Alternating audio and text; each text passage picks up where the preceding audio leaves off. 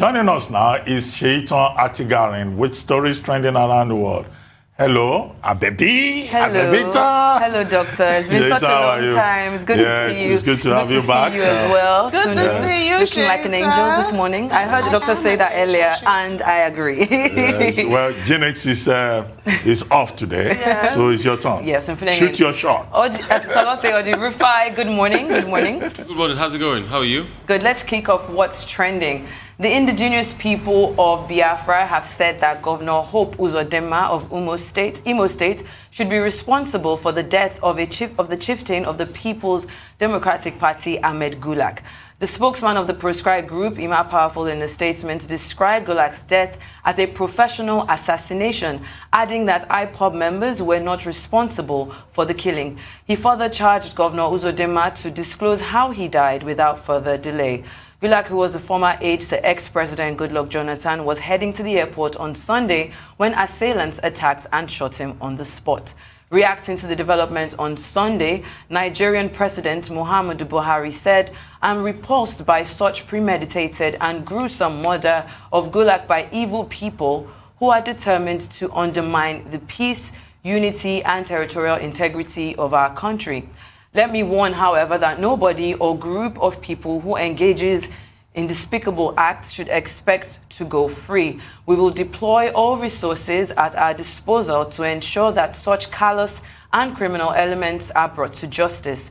Meanwhile, students of Imo State University and locals have taken to Twitter to talk on the current security situation in the state.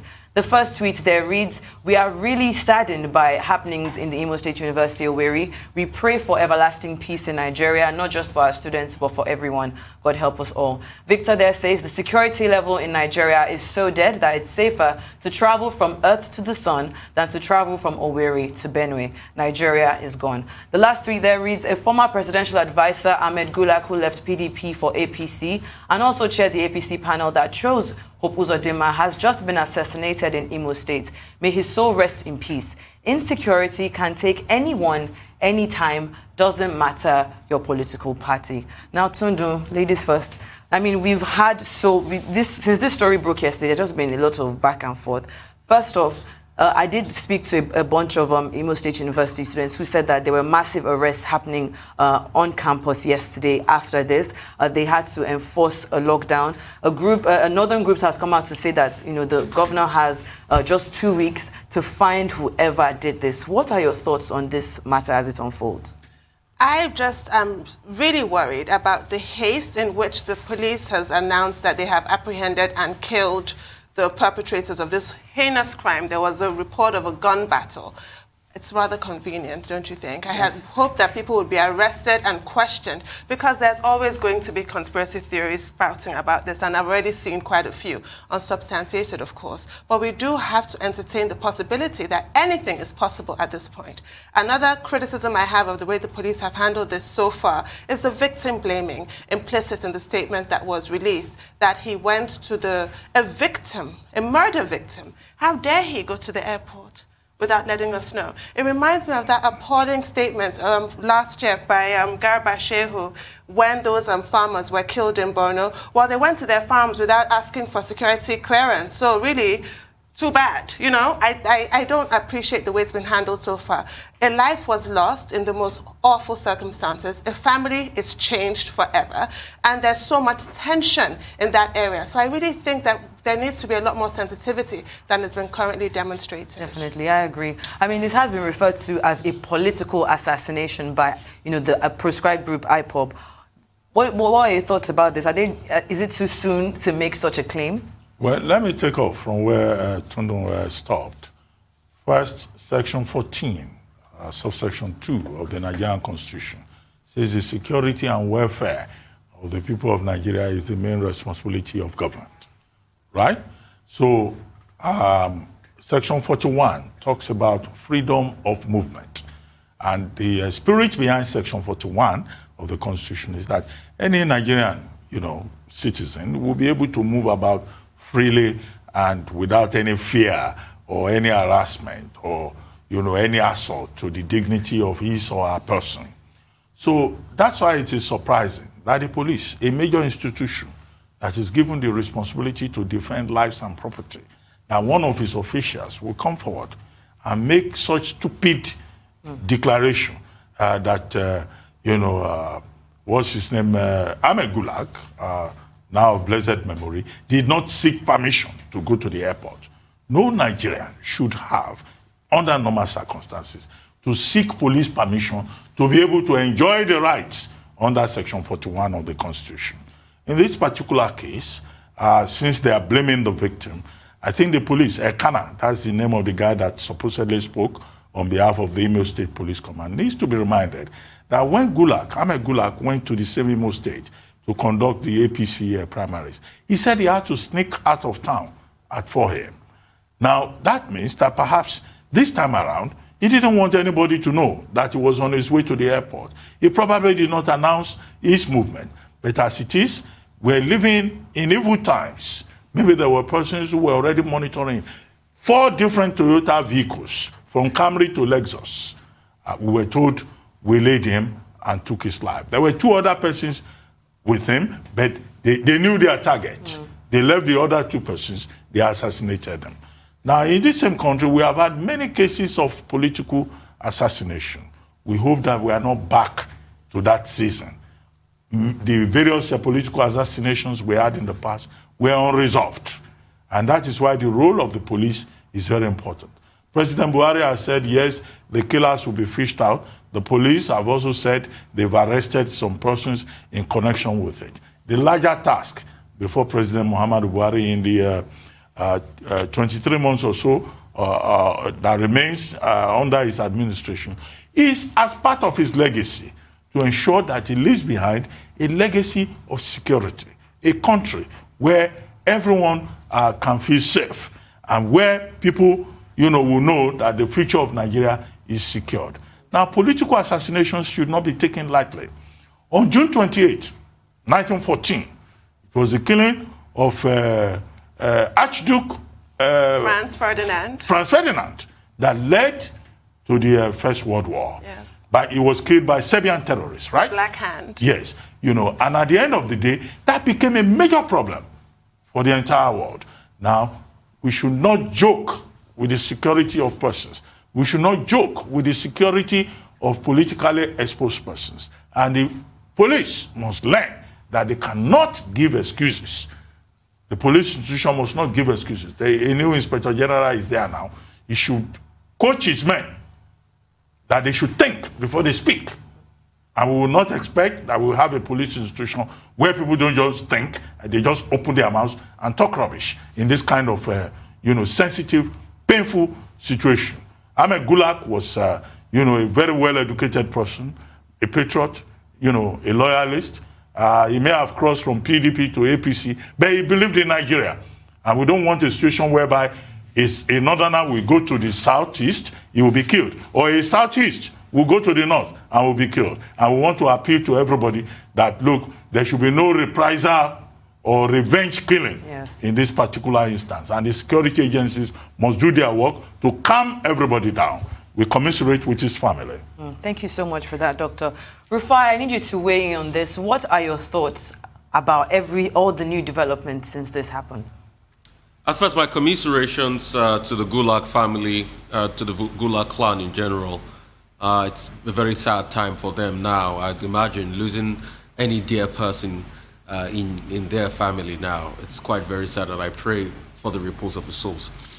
Secondly, is the fact that has been, enunciated that most political killings always go unpunished in this country. I'll give you 2 cases. Number 1 is the case of Harry Marshall. We remember that in 2003. Nothing was done after Harry Marshall was killed in Abuja. He was a top politician, so I think he was the national vice chairman of the AMPP at that point in time when he was killed in Abuja. Nothing was done. In fact, 2016 or 2017, his family still wrote a petition begging the government of President Buhari to find the killers. Nothing has been done. The one, still in the same 2003, the one that happened on the 23rd of December 2003 in Bodija, in Ibadan, was the killing of the Attorney General of the Federation. Nothing was done. We're quick to get a suspect. I remember that suspect, Frayo. It was that particular case that made a certain lawyer, now very popular, senior advocate of Nigeria, first come to national limelight. I'm talking of Festus Keyamo, because he was deep on that case, and the name Festus Keyamo was heard, in the national space as regards that case. Till date, nothing has been done. We're quick to get a suspect, and if you look at the trail, we're always quick to get a suspect. In the case of Bola Ige, they were quick to throw up a suspect, Frayo, but nothing was done. And they pinned it on somebody went to jail. The person that went to jail, we all remember how he won a senatorial election from prison in this country. Nothing was done as regards it. Concerning this, are we sure something is going to be done? No. And do we believe what the police is saying, that they've killed them? A lot of people will be iffy about that, because when you look at those killings, we are quick to draw up a suspect, to bring up a suspect, to say, okay, we've attacked somebody. The only difference in this case is that the police is saying they have killed the suspect. So we are so quick to pinpoint a suspect, but is it really the suspect? No. We all remember the case with Bola Ige. We're so quick to throw Frayo forward. And I'm saying the authorities were so quick to put Frayo forward that he was a killer. And the case went on for quite a while, but nothing happened. What does all of this tell concerning 2023? It shows that politicking has started in grand style. And politicians in their usual frame will go to any extent to ensure they get political power.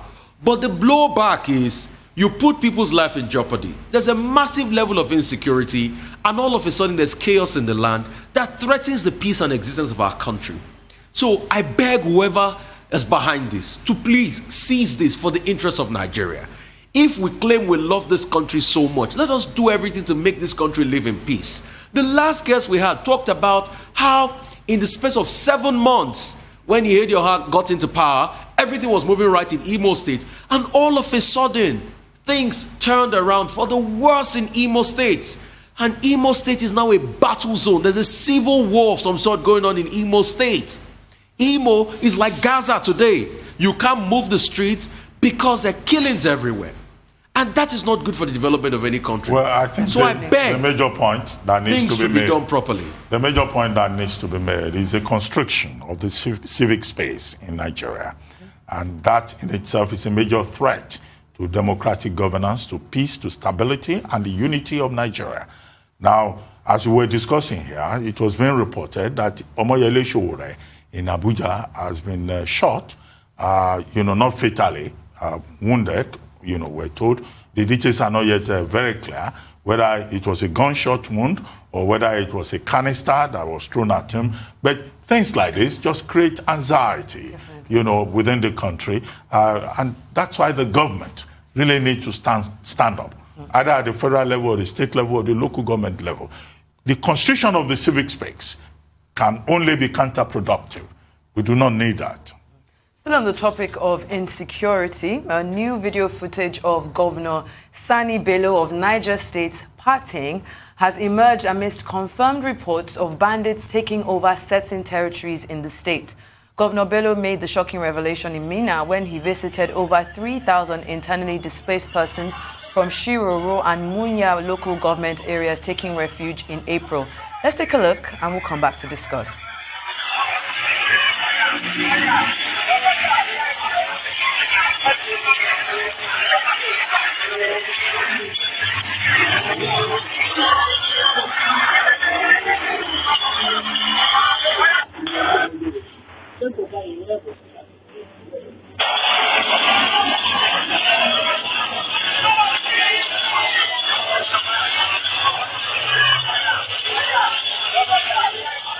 Well, it's interesting that we're talking about the unrest in one state. And, Niger State is one. He came out last month and he said, I can confirm this. I actually took out a bit of points from his speech where he said, all hands on deck. This is the time to act. We have to make sure that Boko Haram does not get, into other parts of the state. He confirmed that they are still kidnapping, the wives and children of certain people who live in that state. And then to see, I'm not saying, when the first time I saw this video, I thought, okay, it's not as if he's not allowed to have a social life. It's fine. But when you are in government and your duty to the public is to serve them, and you know that there's insecurity in your state, it just comes off as insensitive. I mean, you wouldn't see it. He says he has all hands on deck. I'm seeing his hands on the mic, and he's dancing and having a good time, and people are dying and losing their lives in his states. Is it that they don't take their own citizens seriously? What's going on, Tundu? That's exactly what it looks like, Shaitan. I mean, I sat here terribly impressed by that impassioned speech that he gave, really expressing his exasperation, talking about how these bandits are at the very doorstep of Abuja. And I thought, great, he's actually not thinking in terms of party lines, which is what we usually get here. And he's coming out to voice his frustrations. The security situation in Niger State has not improved since that, outburst that he had. And yet, here he is. It looks like callous indifference to me. This is poor. I mean, we've had this conversation recently about the Attorney General of the Federation and Madami's son's wedding. Love must win, it must thrive, what have you. People must have weddings. But it looked awkward when we had governors grinning from ear to ear at that wedding. Not that I'm expecting them to cry, but then none of them went to, commiserate or attended the funeral of the Chief of Army Staff, who was one of 11 people who died suddenly, tragically, a fiery, horrible death in the service of this country. So that looked bad. This also looks bad as far as I'm concerned. It's just not the kind of optics that we need right now with the country on a knife edge. We are in serious trouble, and our leaders are rocking. They're having a good time. Well, okay, well, maybe I'm conservative, so I have a slightly modified view. What was that popular saying? Rome bounds, Nero fiddles. I know that that's a popular phrase, and it accords with popular sentiment. But the truth of the matter is that no matter the level of adversity in any human community, life will still happen. In the midst of death, life will happen. In the midst of tragedy, love will happen. In the midst of chaos, people will hold parties. In the midst of depression, people will still have hope. Okay, that's just the Nietzschean, Friedrich Nietzsche, back to Nietzsche, the duality of human experiences. But I know that when we're in difficult circumstances, it's very difficult to accept that that's the nature of human reality. Now, yes, you are right. The other day we were discussing the governors who attended a wedding. And I tried to also modify it to say that, look, maybe the wedding was fixed before now and all of that. And now it's Sanni Bello, the governor of Niger State, who had informed us earlier that about 42 communities, particularly I think Shiroro local government and other communities, had been taken over by terrorists. And he raised an alarm. He even said at the time that, look, the affected local government was just 2 hours away from Abuja. There was a scare shortly after that, right? Okay, but so what are we asking? His life will not stop, even in the midst of chaos, tragedy. So I return to my thesis statement, my preliminary statement. But I think what our leaders need to realize is that even when they are laughing in the midst of grief, even when they are celebrating whatever, can't they just keep it away from the public domain? And keep it low. You can have your party, you can have your wedding. We don't need to know. But you just have to be sensitive to public feeling. You can have your private issues. You are entitled to your privacy. But if you now go and your media aides go and put it on Instagram, they put it on YouTube, that is what we should condemn, because it looks like you don't have, what do they call it, emotional intelligence to be able to know that the times are bad. This is not the time to flaunt things. But I don't know the quality of advice that these guys in government get. Otherwise, Sanni Bello is a young man. People will now turn around and say, oh, you say not too young to run. These young people see how they are misbehaving. But it's not about age. It's just about having that emotional intelligence and knowing what is right and what you don't push in people's faces. Spot on. Definitely. Rufai, in about a minute or less so we can take our last story. What do you think about this? For me, quick 3 things. Number 1, flunking of cash. I thought the CBN has laws against that. We saw that again. People flunking cash, spraying money. Secondly, we still have a pandemic. And you can see the governor dancing very close to somebody in the midst of a pandemic. I mean, I don't know what the COVID-19 protocols are like in the States, but the country is not immune. We're still in the middle of a pandemic. Thirdly, the optic just looks wrong at a point in time like this. And yeah, I'm not saying you can't have your parties, but have them to yourself. We shouldn't see things like this on social media. It just looks wrong. At a time where people are being kidnapped, at a time we had another kidnapping recently, 200 students, and at a time where the state lacks a lot to cater to its people, to take care of its people. For me, it's a case of the optics. It just looks every shade wrong. Like everybody has said, every shade wrong. You can see them spraying there. God knows, maybe that's the hard currency, the hard dollar to come by. The fund, 95 to 500 naira per dollar. That's what somebody's just flunking there. I mean, it speaks volumes. You don't show affluence in a country where 100 million people can't get jobs. Or 100 million people live in abject poverty. 33% of the population can't get jobs. You don't show this level of affluence. You should hide it. Definitely. Anyway, naira plunking, yes, it's under the CBN Act, a felony, but it's one of those dead laws we have in Nigeria, like bigamy, for example. You know, so there are dead laws. Tundu, why are you laughing? You know why I'm laughing. All right, let's move on to our last story, talking about someone who knows how to throw a low-key party. UK Prime Minister Boris Johnson has married fiancée Carrie Simons in a secretly planned wedding at the Westminster Cathedral. The small ceremony took place over the weekend and was held in front of close friends and family. The 56-year-old has 4 children from his second marriage of 25 years with Marina Wheeler and was previously married to Allegra Motin Owen for 6 years. Now, a lot of people, when this gist kind of came out on Friday, a lot of people were not sure whether it was actually going to happen because the invite had gone out and there were no pictures. But by Sunday morning, the wedding took place on Saturday. By Sunday morning, people were like, okay, Boris says he's married. They tried to keep it low key. The PA at the Prime Minister's office, failed to declined to comment rather about the wedding. But finally, the pictures are out. We can see them. They're happy. I think the reason why it's so out there is because he's the first Prime Minister to get married while in office in the past 200 years.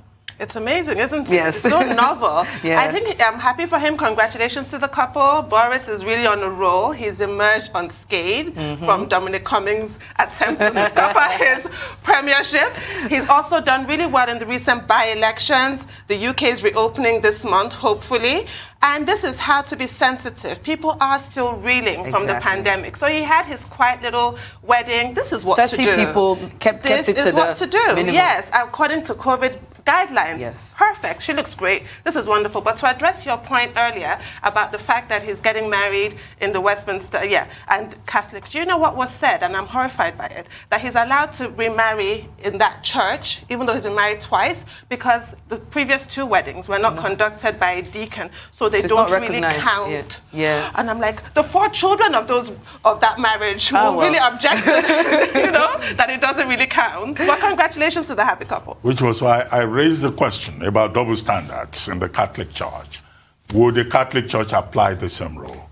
You said 200 years, the last time a prime minister got married. That was Robert Jenkinson in 1822. And, you've told the finish line that it was a secret wedding. It wasn't secret. I'll go with it was quiet. Private, okay. But I think in June or July, there's going to be a party. Yes. I hope that Prime Minister Boris Johnson will make sure that we get copies of the Ashwebi, we call it, the family attire in Nigeria. And that some of us here would, hopefully there will be COVID relaxation then and everywhere will be open. And you can be sure Prime Minister Boris Johnson will come from Lagos to come and be part of that Owambe party. That's all for as we call it here. Thank you very much. Thank you. Thank you for having me. Shaitan, Abibibita. Oh, Dr. Ruben.